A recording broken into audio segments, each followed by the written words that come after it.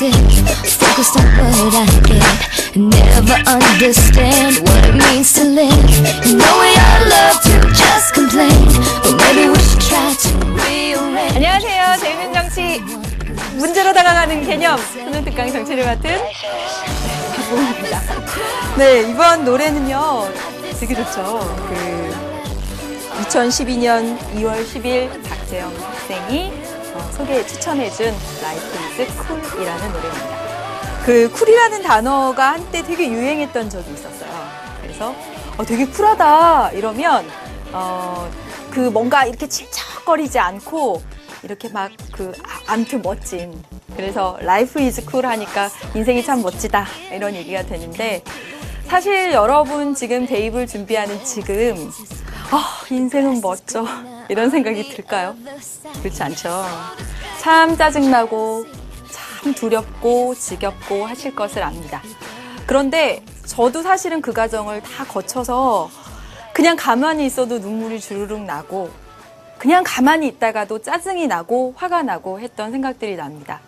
그런데 진짜 인생이 멋지다라는 그 진리를 알기 위해서는 그런 눈물이 나고 짜증이 나고 화가 나고 하는 과정들을 거쳐야만 비로소 인생이 진짜 멋지다라는 것을 알게 되실 거예요.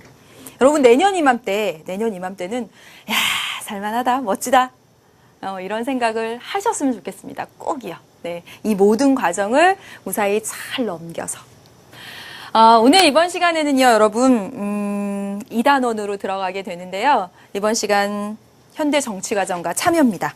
그래서 우리 교재로 하면 56쪽부터 이야기가 돼야 되는데 지난 시간에 여러분 정부 형태 그 남은 문제들 복습한다고 생각하시면서 마저 풀어보고요. 그리고 한판으로 이제 2단원 첫 시작을 정리를 하도록 하겠습니다. 여러분 보시죠. 기본 문제 여러분 6번입니다. 6번을 보도록 할게요. 학생의 과제 수행으로 적절한 것을 보기 위해서 고른 것은 여러분 진짜 기본 문제입니다. 민주국가의 전형적인 정부 형태의 대통령제와 의원내각제가 있어요. 근데 이 정부 형태를 구분하기 위한 물음입니다. 여러분 대통령제와 의원내각제를 구분하는 가장 키워드는 행정부와 입법부의 관계임을 여러분 알고 계시죠? 해보겠습니다. 사법권의 독립이 보장되고 있습니까? 보장되면 대통령제, 보장 안 되면 의원내각제 이렇게 나누실래요? 아니죠. 네. 행정부 수반과 국가 원수가 동일인입니까? 그렇죠, 여러분. 방금 전에 기출문제에서 확인하셨던 바로 그 내용입니다. 동일인이라고 하는 것은 대통령제의 전형적인 특징.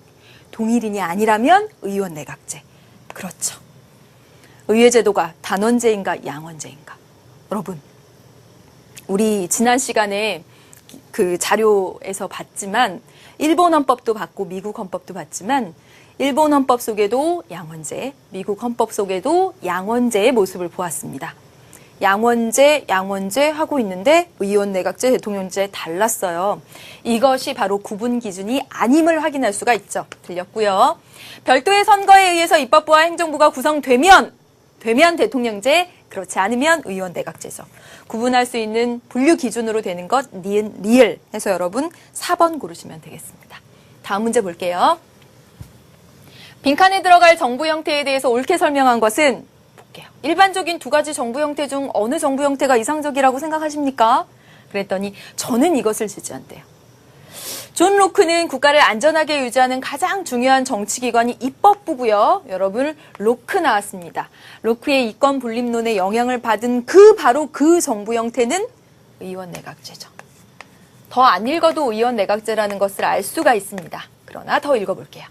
만약 입법부와 행정부 사이에 갈등이나 모순이 생긴다면 입법부가 행정부보다 우위에서, 입법부 우위에서 서야 한다고 주장하고 있었습니다. 그는 정당하지 못한 정부 혹은 입법부는 교체될 수 있다고 주장했고요. 그것은 바로 불신임 제도, 의원내각제 얘기 맞죠? 그럼 보겠습니다. 1번 엄격한 권력 분립이다. 엄격한 권력 분립이라고 한다면 대통령제. 여러분 겸직할 수 없다라고 하는 건 대통령제의 특징이고 우리나라에서 겸직할 수 있는 건 의원내각제적 요소였죠. 따라서 대통령제 이야기. 다음 입법부에 대한 행정부의 정치적 책임이 중시된다. 여러분 여러분, 입법부에 대해서 행정부가 책임을 집니다. 왜냐하면 행정부는 입법부가 낳아줬기 때문에 나를 낳아준, 나를 구성해준 바로 그 입법부에 대해서 책임을 진다라고 한다면 이것은 바로 누가 의회가 행정부를 낳아줬다. 의원 내각제의 특징 3번이 정답이 됩니다. 다음 볼게요. 여러분 임기 보장한다. 그러면 대통령제죠. 틀렸고요. 의회 과반수, 의석의 과반수를 차지하는 다수당의 횡포를 방지하는 데 유리하다. 여러분 다수당의 횡포를 방지하는 수단을 어디서 가지고 있죠? 대통령제에서 가지고 있습니다. 뭐로요? 법률안 거부권으로요. 의원 내각제에서는 이 다수당의 횡포가 문제가 되죠. 의회도 그리고 내각도 다 차지하니까 이 다수당의 횡포를 견제할 수 있는 수단 법률안 거부권 바로 대통령제의 특징이 됩니다. 단 거부권. 그래서 여러분 정답은 3번이 되겠습니다. 그럼 8번 문제를 한번 풀어보도록 할게요. 밑줄 친 정부 형태가 갖는 일반적인 특징이에요. 보세요. 18세기 영국으로부터 독립한 미국 나왔네요. 바로 대통령제임을 아시죠? 다 가볼게요. 영국식의 왕정을 거부하고 군주의 출현을 원천적으로 봉쇄했습니다. 여러분 군주제를 기반으로 하여 성립된 정부 형태를 의원 내각제라고 한다면 군주제를 부정한 바로 이 정부 형태는 대통령제죠. 그래서 신생 독립국들도 많이 이 정부 형태 했습니다. 대통령제 이야기입니다. 보세요. 기억. 의회의 다수당과 여당이 항상 일치한다. 여당은 의회에 항상 다수당이다. 여당은 늘 대다. 여대 야소 상황만 나타날 수 있는 것은 바로 의원 내각제. 대통령제에서는 여소야대도 가능하다. 다음. 행정부 수반은 의회를 해산할 수 없다. 여러분 해산할 수 없다. 왜요? 대통령제 해산할 수 없죠. 그렇죠. 대통령제의 특징. 보세요. 법률안 거부권 대통령제네요. 정답은 니은 디귿 되겠네요. 리을 확인해 볼까요? 행정부 수반이 법률안을 제출하는 건 의원 내각제에서 나타나고 있는 모습이죠. 다음 딱 넘겨보도록 하겠습니다. 54쪽에 여러분 1번 문제를 볼게요. 기억에서 리을에 대한 옳은 설명만을 보기에서 있는 대로 고른 것은 선생님이 이렇게 얘기해요. 오늘날 대부분의 국가에서 실시되는 민주정치는 국민의 대표기관인 의회가 입법을 활동을 통해서 국가의 정책 결정 과정을 주도하는 정치체제를 채택하고 있습니다. 네, 의회가 입법 활동을 주도하고 있대요. 그러나 의회의 기능이 점점점 위축되는 현상이 나타나고 있는데 이에 대해서 말씀해 주세요. 그랬어요. 의회주의 위기를 얘기하고 있죠. 요즘 세계 각국에서는요, 입법부보다 행정부의 권한이 점점 더 강화되는 추세죠. 행정국가화 현상입니다. 개발도상국들은 니은을 이유로 행정부의 비대화가 진행되고 있고, 선진국은 선진국대로 해서 큰 정부가 등장하고 있습니다. 그래서 전 세계적인 추세인데, 개발도상국과 선진국이 행정부가 비대화되는 원인은 각각 다르다라는 거죠.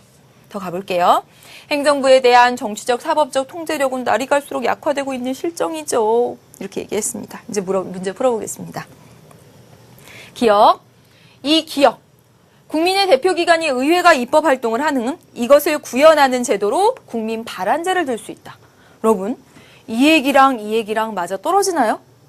여러분, 위의 기억은 의회가 법률안을 낸다라는 얘기가 되고, 여러분, 기억. 따라서 여기선 대의제의 모습을 보여주는 것이고, 그렇죠? 여기서는 보세요. 국민이 직접 발안, 직접 민주정치 요소를 보여주고 있는 거죠. 따라서 해당 사항 없습니다. 다음 볼게요. 니은에는 정부가 경제개발을 주도하는 점을 들 수가 있습니다. 보세요.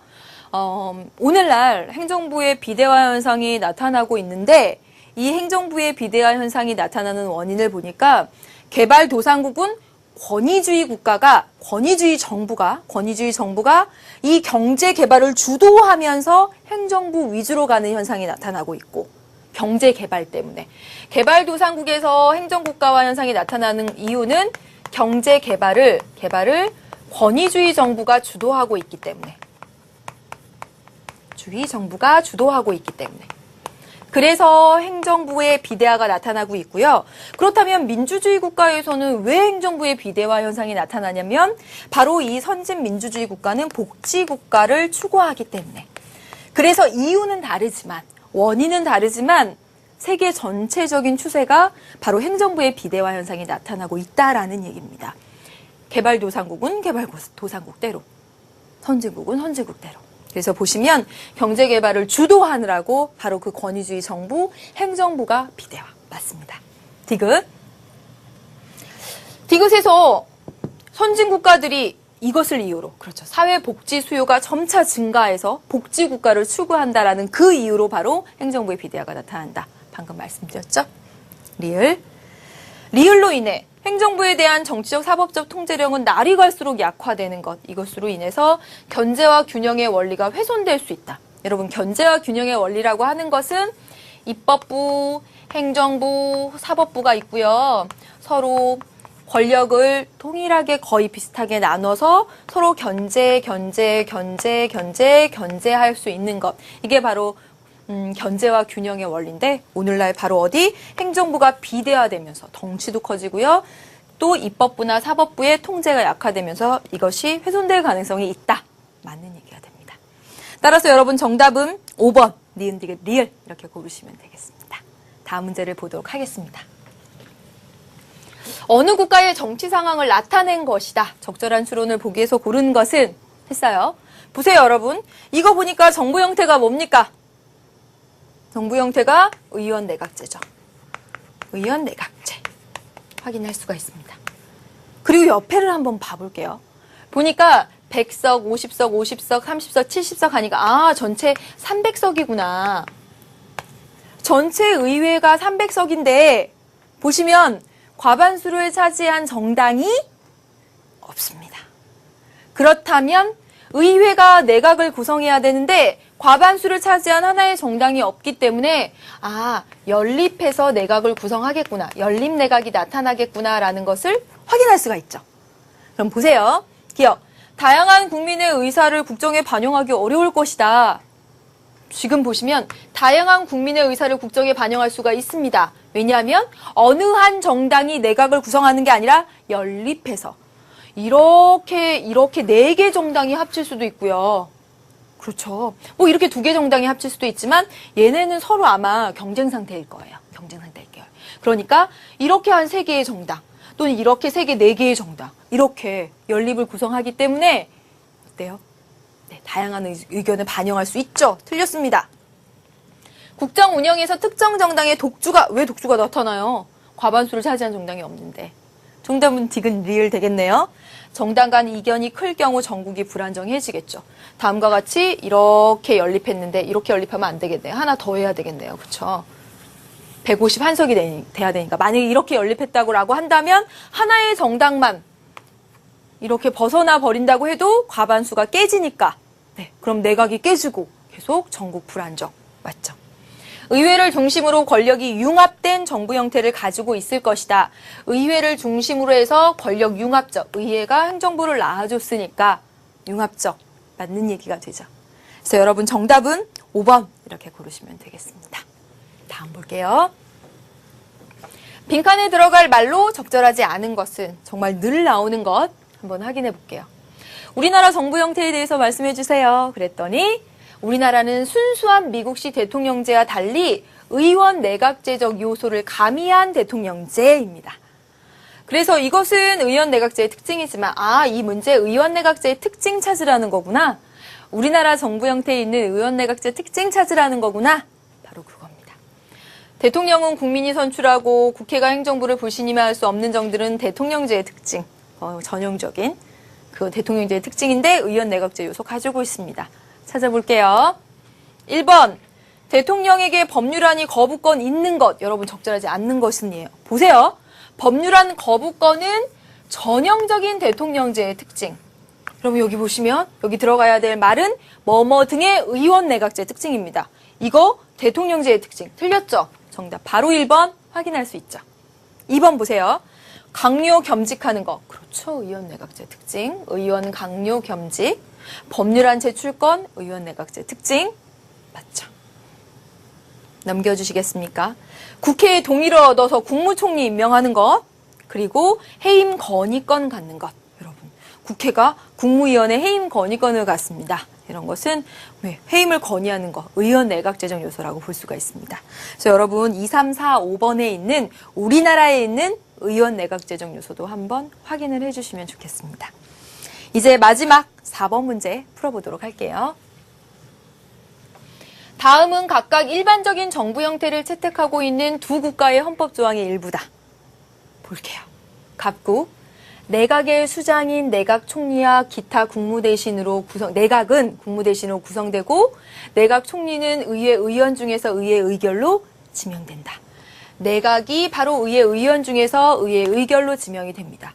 불신임 결의안, 해산 이런 얘기 있습니다. 보세요. 각국은 의원 내각제. 을국 볼까요? 이 헌법에 의해서 부여되는 모든 입법 권한은 의회에 속하며 여러분 미국 헌법 우리 지난 시간에 봤던 자료에 바로 그 내용이 됩니다. 그래서 여러분 대통령의 임기는 4년이고 부통령이 있다. 대통령제. 따라서 갑국 의원 내각제, 을국 대통령제 이렇게 놓고 풀면 되겠죠. 풀어보도록 하겠습니다. 1번 갑국은 총리가 사법부에 대해서 정치적 책임을 진다. 여러분 각국은 총리가 누구에 대해서 정치적 책임을 져야 되겠어요? 나를 뽑아준 의회, 입법부에 대해서 책임을 진다라고 해야 되겠죠. 나를 뽑아준 바로 거기에 대해서. 따라서 틀린 내용. 2번 갑국은 총리의 임기 보장으로 여러분 의원 내각제는 임기가 보장되지 않습니다. 틀렸죠? 3번 을국의 국가 원수가 행사하는 정치적 실권은 그리 크지 않을 거야. 여러분 을국 대통령제에서는 국가 원수가 곧 행정부 수반, 모든 권한 아주 강력한 틀렸습니다. 을국은 각국보다 입법부와 행정부의 관계가 융합적이다. 여러분 을국 대통령제 융합적 아니죠. 정답은 5번이 되겠습니다. 보세요. 의회의 과반수 의석을 차지하는 정당의 영향력은 갑국이 을국보다 크겠죠. 왜냐하면 과반수 의석을 차지하는 정당은 무조건 갑국에서는 내각을 구성하니까.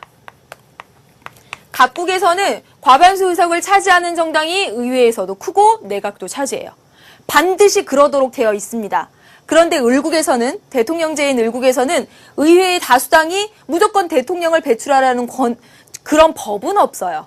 따라서 의회의 다수당의 영향력은 갑국이 더 클 가능성이 높습니다. 5번이 정답이 되죠.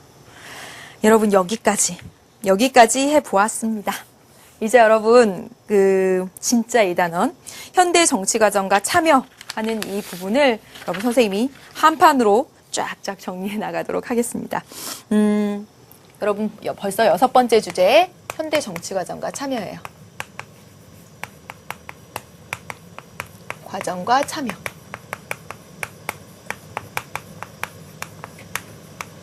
여러분 크게 주제는 어떻게 되냐면 현대 정치과정 하나 그리고 참여 하나 이렇게 됩니다. 여러분이 뒤에 가서도 확인하실 수 있지만 사실 참여가 쉬워요. 참여가 쉽지만 수능은 참여를 더 좋아합니다. 참여가 더 잘 출제되고요. 여러분 선생님이 이런 얘기 어디서도 한 적이 있는 것 같은데 수능은요 무조건 골탕 먹이고 어려운 문제들을 막 출제해서 여러분들을 막 점수를 깎으려고 하는 그런 시험이 아니라 이 문제를 출제함으로써 이러한 쪽에 그런 중요성도 깨닫고 그랬으면 좋겠다라는 식의 문제들도 많이 출제됩니다. 바로 그게 참여예요. 따라서 참여는 어렵고 여러분을 힘들게 하지 않더라도 이것이 중요하고 의의가 많기 때문에 평가원이 좋아해서 종종 출제가 되는 오히려 현대 정치 과정이라는 얘기보다 참여가 더 많이 나온다라는 거죠. 그럼 먼저 현대 정치 과정부터 먼저 정리를 해볼게요. 현대가 아니라 정치 과정. 정치 과정부터 무엇인지 한 판으로 정리하는 개념? 네, 정치 과정 해보도록 하겠습니다. 보세요. 이 정치 과정이라고 하는 용어가 쉽지가 않아요. 그래서 귀에 딱 안 와닿으면 어렵잖아요. 여러분 앞으로 이렇게 생각합니다.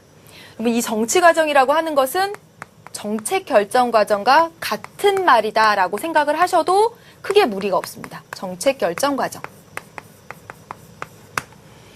정치 과정이라고 하는 것은 어떤 정책을 결정하는 과정에서 정말 다양한 참여자들이 막 상호작용하는 과정. 이것을 정치 과정이라고 합니다. 정책 결정하는 과정에서 다양한 그 참여자들이 막 상호작용하는 것, 이것을 정치 과정이라고 하고, 더 간단히 얘기하면 정치 과정, 정책 결정 과정, 이렇게 생각하시면 돼요. 그럼 여러분 그림을 한번 그려서 얘기를 해볼게요. 전통적으로 보면 어땠냐면요. 예, 그리고 오늘날 바로 정책을 결정하는 정책 결정권자가 모든 정책을 결정을 다 해서 결정권자가 정책을 다 결정을 해서 일방적으로 국민에게 바로 이와 같이 지시하고 통제하는 형식이었습니다. 지시하고 통제하는 이런 형식이었습니다. 그래서 여러분 이 그림을 딱 보시면 알겠지만 전통적인 정치 과정의 모습은, 정책 결정 과정의 모습은, 이거 반듯하게 안 됐네요. 네, 저희 화면을 보니까 반듯하게 하겠습니다. 이게 다 나중에 딱 한 판으로 해놓고 나면 반듯하게 이쁘게 돼야지 좋더라고요. 반듯한가요? 네. 보세요. 전통적인 정치 과정, 정책 결정 과정은 위에서 아래로 보고선 지시하고 통제하는 바로 하향식의 모습이었습니다. 하향식의 모습이었어요. 그런데 오늘날 보세요. 오늘날은 어떻게 얘기를 할 수가 있냐면 정책을 결정하는 정책 결정권자가 존재합니다. 결정권자가 있어요. 똑같이. 그런데 일방적으로 국민에게 이렇게 뭔가 지시하고 통제하는 그런 모양이 아니라 이제 국민이 뭔가 요구와 지지를 이렇게 보내는 상호작용하는 형태입니다. 그래서 어떤 표현을 쓰냐면 역동적인 상호작용이다, 이런 표현을 씁니다. 또한 보세요. 지금 이렇게 내리꽂는 것은 변함이 없어요. 그런데 여기서 특징적인 건 뭐냐면 바로 이 선이에요, 이 선. 국민이 위를 보고선 끊임없이 뭔가를 막 요구하잖아요. 아래에서 위를 보고 얘기하잖아요. 그래서 오늘날은 바로 상향식의 모습을 보여주는 거예요. 상향식. 그래서 보면 여러분 꼭 기억하셔야 될 게 상향식 민주적, 보다 민주적, 이렇게 꼭 기억을 하셨으면 좋겠습니다. 또 하나 이제 여기서 볼 것이 정책 결정권자라고 선생님이 이렇게 썼는데 정책 결정권자라고 얘기를 하면 국가기관입니다. 다시 말하면 전통적으로 보면 국가기관이 뭔가 정책을 결정해서 국민한테 지시하는 그런 모습이었다면 오늘날은 국가기관이 뭔가 정책을 내놓으면 국민의 반응이 올라가고 요구와 지지가 올라가는 이런 모습이 된다는 거죠. 그럼 보세요. 정책결정권자 선생님이 지금 국가기관이라고 했는데 전통적인 정치 과정에서, 정책 결정 과정에서 이 정책 결정권자는 의회 중심이었습니다. 그래서 의회가 강했어요. 의회가 강했어요. 그런데 오늘날 정치 과정에서 이 정책 결정권자는 행정부가 더 강합니다. 행정부가 의회보다 더 강한 모습을 보여주고 있어요. 이게 특징입니다. 그럼 여기서 여러분 하나 오해의 소지가 있습니다. 뭐냐면 의회 중심의 전통적인 정치 과정은 하향식 지시 통제고 행정부 중심으로 하면 상향식 민주적이다, 이렇게 연결시키는 게 아니에요. 여러분 이건 따릅니다. 의회가 하면 지시 통제고 행정부가 하면 민주적이다, 이건 전혀 아니에요. 여러분 이거 첫째, 과거에는 하향식 지시 통제식으로 되는 그런 정치 과정, 정책 결정 과정이었다면 오늘날은 역동적인 상호작용, 상향식. 이거 하나하나 따로. 그리고 과거에 따로 딱 잘라서 과거에는 의회 중심, 국가기관 이제 내부만 보는 거예요. 내부만 봤을 때 과거에는 의회가 보다 큰 영향을 끼쳤다면 오늘날에는 행정부가 더 커졌다라는 점. 따로 하시는 겁니다. 이 전체적인 모습 따로, 그리고 그 가운데서 정책결정권자에서 과거에는 의회 중심이었다가 오늘날에는 행정부 중심. 더 크게 얘기하면 과거에는 정말 여기 국가기관 중심이었습니다. 국가기관 중심이고 그 가운데서도 의회가 셌던 것이고 오늘날은 행정부가 더 커졌지만 국민과 역동적인 상호작용을 한다. 그 다음에 보세요. 그 다음에 우리가 이런 모양으로 간단히 볼 수도 있지만 뭐 앞으로도 선생님이 문제로 다가가는 개념에도 정말 많이 그렸지만 바로 이겁니다. 별표 그려서 볼 것이 바로 이 내용이죠. 뭐냐면 바로 이 정치과정 모형입니다. 여러분 뭐 선생님이 그 개념 강의에서도 많이 했고 여러분들도 여기 수능 특강까지 왔으면 많이 아시겠지만 이 투입이라고 하는 것은 선생님이 조금 더 어렵게 그리겠습니다. 정치 체제. 이 정치 체제에다가 요구와 지지를 집어넣는 것. 이것이 바로 투입입니다. 집어넣는 것. 선생님이 지금 정치 체제라는 말을 썼죠? 정치 체제라는 말 어렵게 표현한 겁니다. 뭐라고 생각하면 되냐면 국가기관이다 라고 생각하시면 되고 또 다른 용어로 공식적 정책 결정자라는 말로 쓰셔도 똑같습니다. 정치 체제라는 말로 나와도 국가기관, 공식적 정책 결정자 같은 말로 생각을 하세요. 그래서 보시면 요구와 지지를 국가기관에게 막 넣는 것, 이게 바로 투입입니다. 그렇다면 전통적인 정치 과정에선 투입이 거의 안 나타나고 활발하지 않고 오늘날 정치 과정에선 여기 보세요. 투입이 많이 나타나겠죠? 민주주의 국가일수록 이 투입이 활발합니다. 또 하나 진짜 중요한 얘기 또 할게요. 보세요. 이 정치 체제, 다시 말하면 국가기관, 다시 말하면 공식적 정책 결정자, 여기 들어가는 거 입법부 당연히 들어가죠. 의회 얘기했죠. 행정부 당연히 들어갑니다. 이건 여러분 잘 알아요. 여러분 여기에 사법부도 들어갑니다. 여기에 여러분 헌법재판소도 들어갑니다. 또 하나 더 할게요. 여기에 뭣도 들어가냐? 지방자치단체도 들어갑니다. 감사원도 들어가요.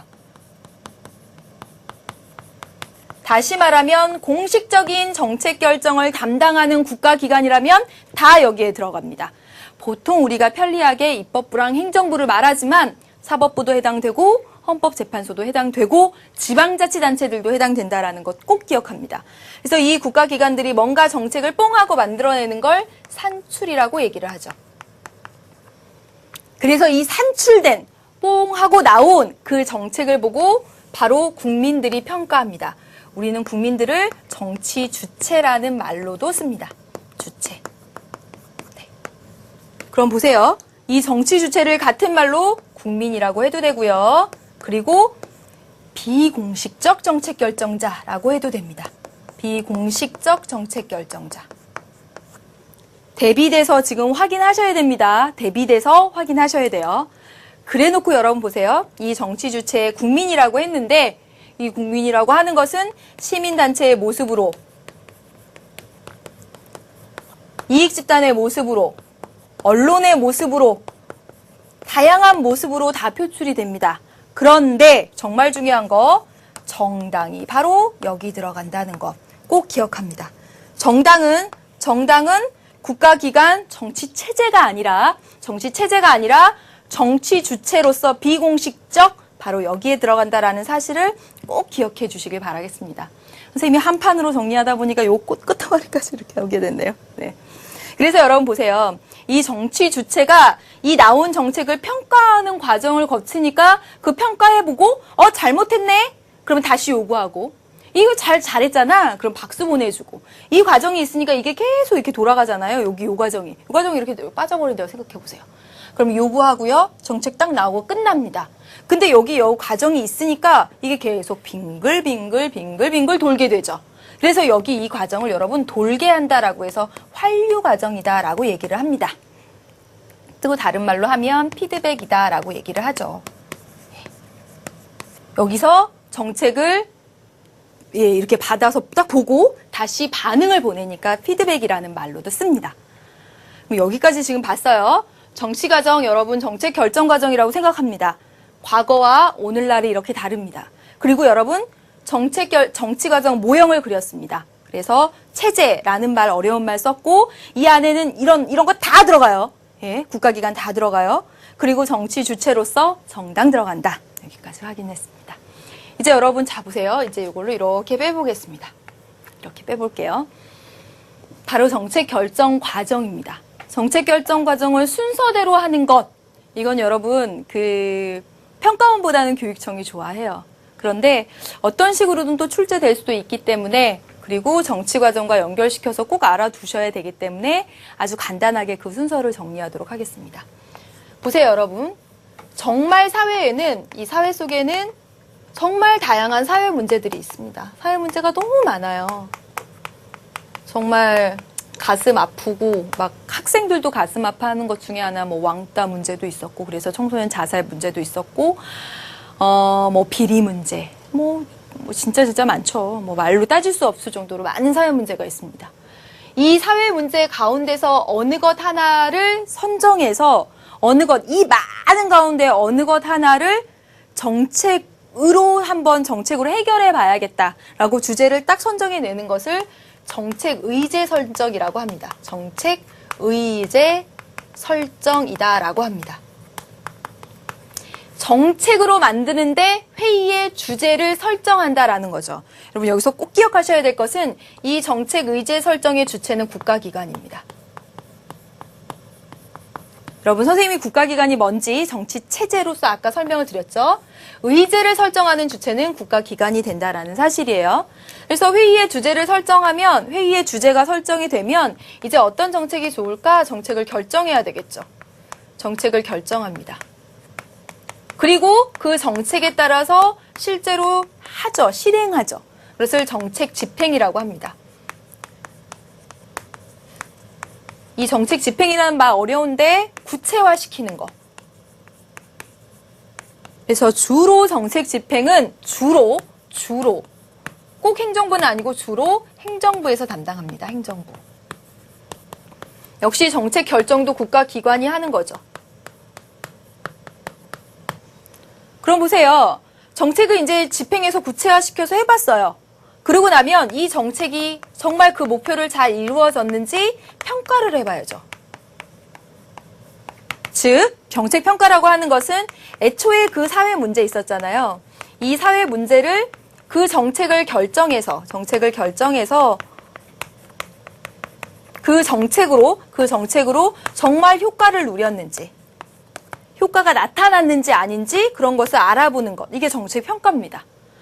평가해 보고 난 다음에 평가해 봐서 너무 좋습니다. 박수, 지지. 그렇지 않네요. 새로운 요구가 들어가는 것. 즉, 새로운 요구와 지지가 형성되는 것. 이것이 바로 한류입니다. 그럼 보세요, 여러분. 예를 들어서 선생님이 한번 설명하겠습니다. 선생님이 진짜 사회 문제가 많다 그랬죠. 방금 전에 말씀드렸어요. 그런데 그 가운데서 예를 들어서 국가기관이 대학 등록금 문제. 이 대학 등록금 문제 너무너무 심각해서 많은 젊은이들이 좌절하던데 이 대학 등록금 문제를 의제로 설정해야 되겠다. 그래서 여러분, 정책을 결정하자. 학자금 대출. 대출해 주기로 했어요. 그래서 실제로 이렇게 시행을 합니다. 막 예산도 편성하고요. 무이자로 학자금을 대출해 주겠다 이렇게 했어요.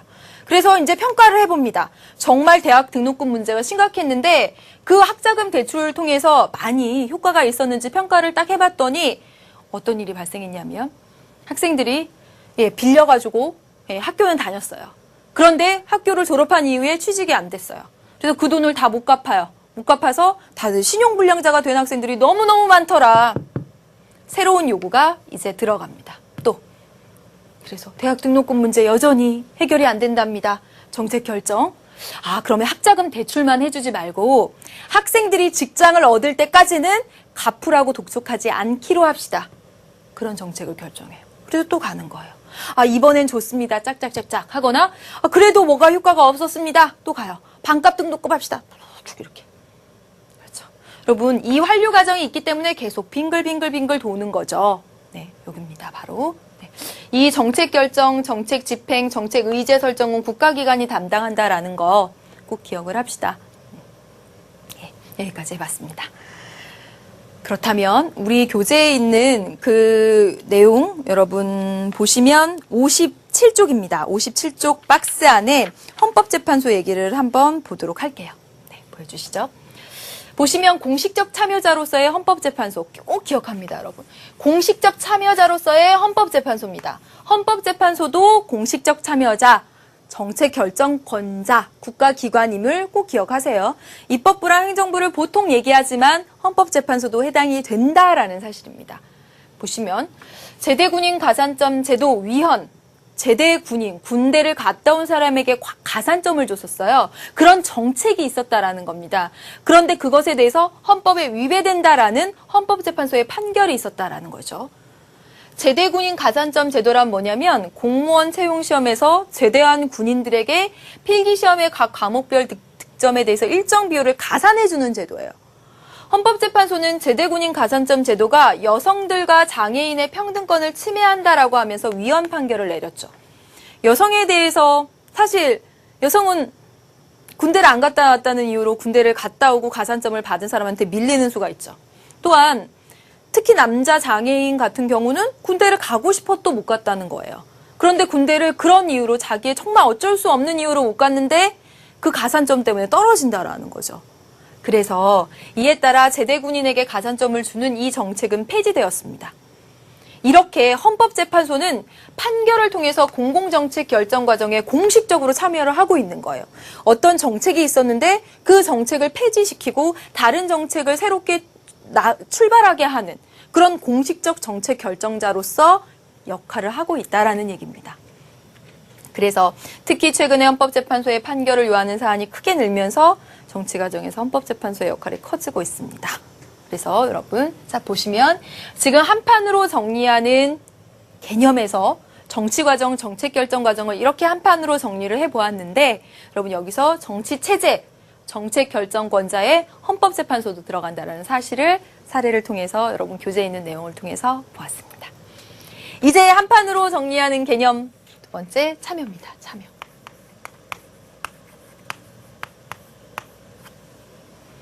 여러분 참여예요. 참여는 바로 이 대의민주주의를 할 수밖에 없는 이 상황에서 굉장히 중요하죠. 네. 대의민주주의. 여러분 대의민주주의의 문제점은 뭐였습니까? 대표한테 다 맡겨놓고 국민들은 무관심한 거. 그리고 대표가 제 역할을 다 못하는 것. 그런 문제가 있었잖아요.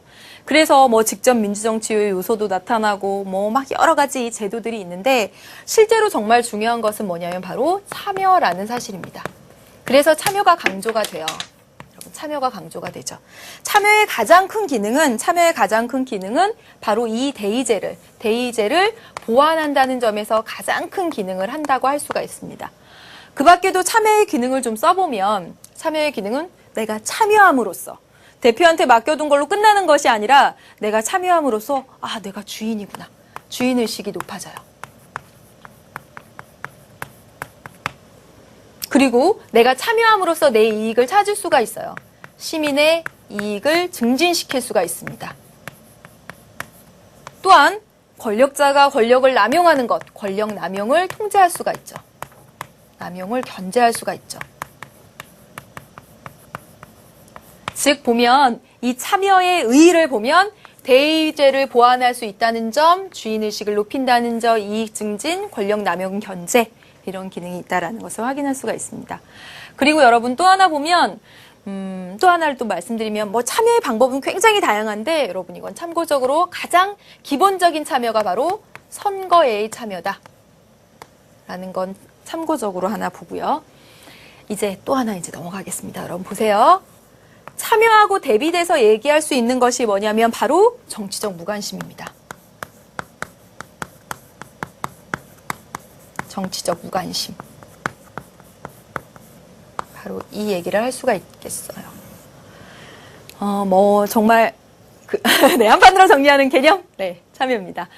보시면 이 정치적 무관심의 그 나타난 원인들을 보면 가장 아주 근원적인 오늘날 정치적 무관심이 일어나는 원인은 이 바로 정치에 대한 불신 때문입니다. 뭐 내가 참여한다라고 해서 내가 관심 갖는다라고 해서 변하는 게 뭐 있어. 정치인들 다 그렇지 뭐. 아유 뭐 해봤자 이런 거. 아주 사람들이 달고 살잖아요. 이게 바로 가장 큰 정치적 무관심의 원인이라면 또 다른 원인들을 찾아보면 현대 정치 과정. 여러분 정치 과정이라는 용어 배웠죠? 정치 과정의 거대화, 복잡화.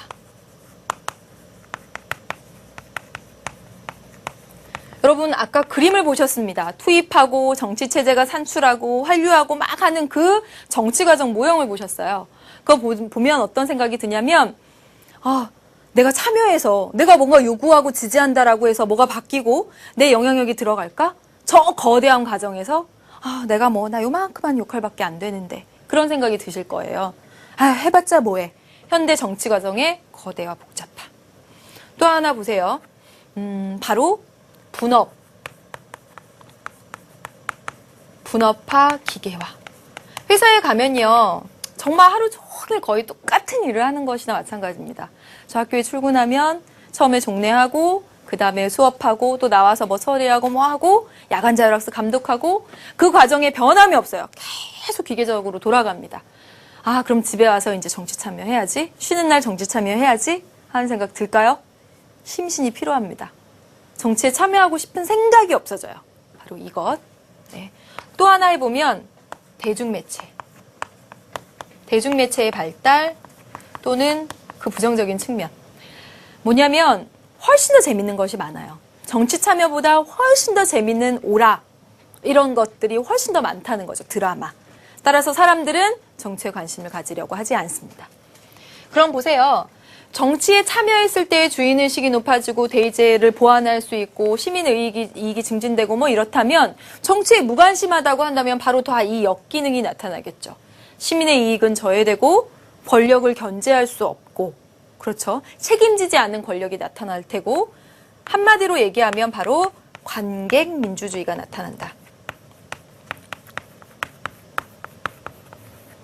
네. 우리가 국민이 관객이 된다. 주인공이 되지 못한다. 라는 것. 민객 정치라는 말로도 씁니다.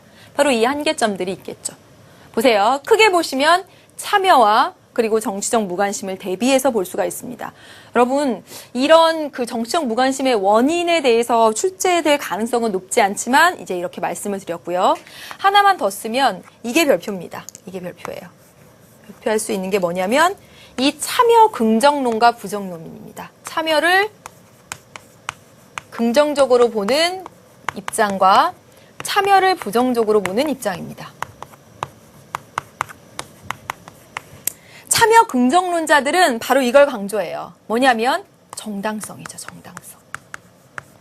여러분 우리가 앞에서부터 계속 했지만 이 정당성이라고 하는 것은 국민의 동의와 지지입니다.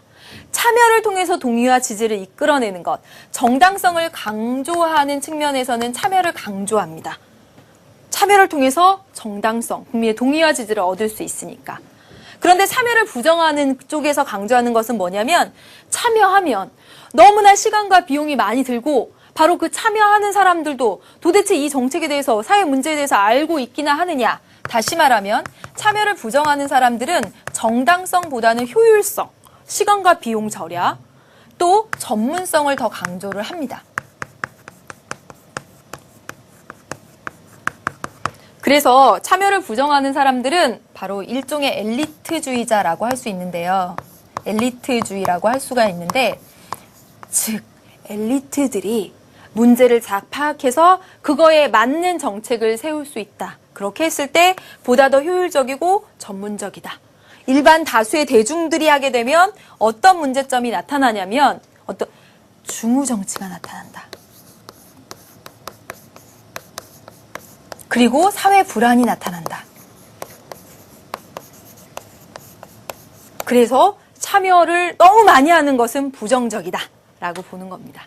보세요. 여기까지 한 판으로 정리하는 개념 참여봤습니다. 여러분 참여는 주로 참여 긍정과 부정 이 측면에서 많이 나고요. 여러분 문제로 다가가는 개념에서 이제 하나하나 확인해 가보도록 하겠습니다. 여러분 이제 우리 교재를 한번 보세요. 네, 교재를 보시면 우리 교재 58쪽의 박스 안에 의무투표제 얘기가 나와 있습니다. 지금 참여가 너무 잘 안 되니까 이런 얘기들도 있어요. 심지어 보시면 선거에 특히 아주 단편적으로 볼 수 있는 것이 투표율이죠.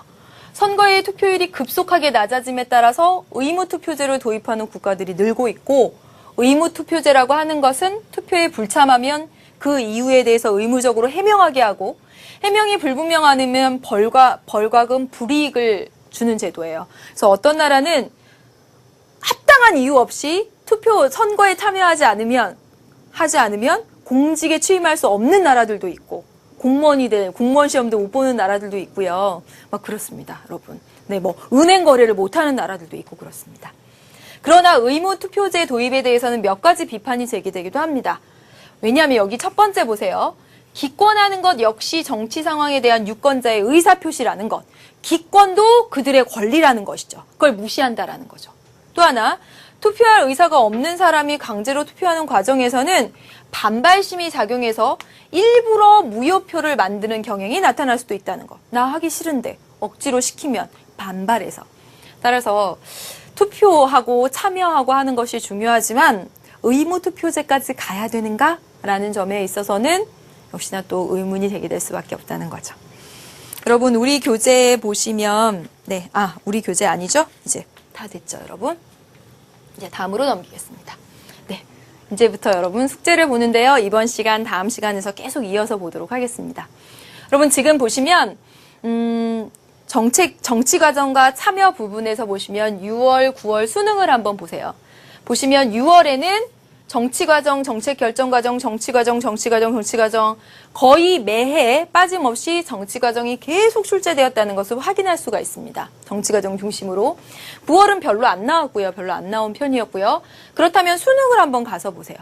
수능을 한번 가서 보면 참여, 정치적 무관심 역시 이 참여의 얘기가 되겠죠. 즉, 수능은 참여를 굉장히 좋아한다. 참여가 출제될 가능성이 크다라는 것을 꼭 기억을 합니다. 다음 보겠습니다. 정치과정 모형이에요, 여러분. 지금 바로 이 모형은 우리가 그려봤고 그리고 정말 중요해서 선생님이 진짜 강조하는 그 모형입니다. 여러분, 요구 투입이 들어가고요. 정책 결정기구가 이 투입, 요구와 지지를 반영을 해서 정책을 만들어냅니다. 그리고 이 환류 과정이 있으니까 이게 계속 돌고 하죠. 그런데 여러분, 이 그림을 한번 보세요. 여러분, 나 그림을 한번 봅니다.